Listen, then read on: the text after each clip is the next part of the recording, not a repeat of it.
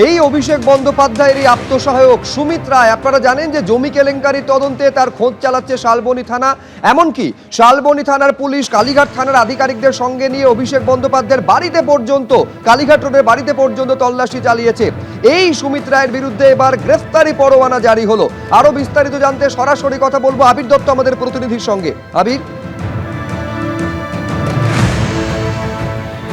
দেখো, জমি কেলেঙ্কারির যে মামলা ইতিমধ্যে রুজু করা হয়েছে শালবনী থানাতে, যে তদন্ত ইতিমধ্যে পুলিশের তরফ থেকে শুরু করা হয়েছে, সেই তদন্তে আমরা দেখেছি যে প্রাক্তন বিধায়ক তাকে গ্রেপ্তার করা হয় এবং চারিদিকে বেশ কিছু জায়গাতেই আমরা দেখেছি যে দফায় দফায় তল্লাশি অভিযানও চালানো হয়েছে। এমনকি তল্লাশি অভিযান চালাতে আসা হয় অভিষেক বন্দ্যোপাধ্যায়ের বাড়িতে। নির্দিষ্ট যেটা কারণ, সেই তল্লাশির কারণ হচ্ছে সুমিত রায়ের খোঁজ, এবং সুমিত রায়ের খোঁজ কিন্তু পাননি তদন্তকারী আধিকারিকেরা। পুলিশ সূত্র থেকে যেটা জানা যাচ্ছে যে বেশ কয়েকবার তাকে নোটিশ করা হয়, কিন্তু কোনো জবাব আসেনি, বা সেই ক্ষেত্রে তারা সহযোগিতা পাননি বলেই তাদের মত।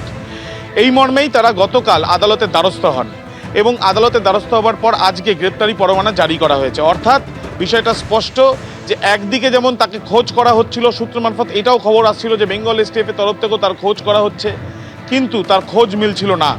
এই তদন্ত এগিয়ে নিয়ে যাওয়ার ক্ষেত্রে সুমিত রায়কে জিজ্ঞাসাবাদের প্রয়োজনীয়তা ছিল, কিন্তু তিনি তদন্তে সহযোগিতা করেননি বলে সেই বিষয়টা জানানো হয় মেদিনীপুর আদালতে।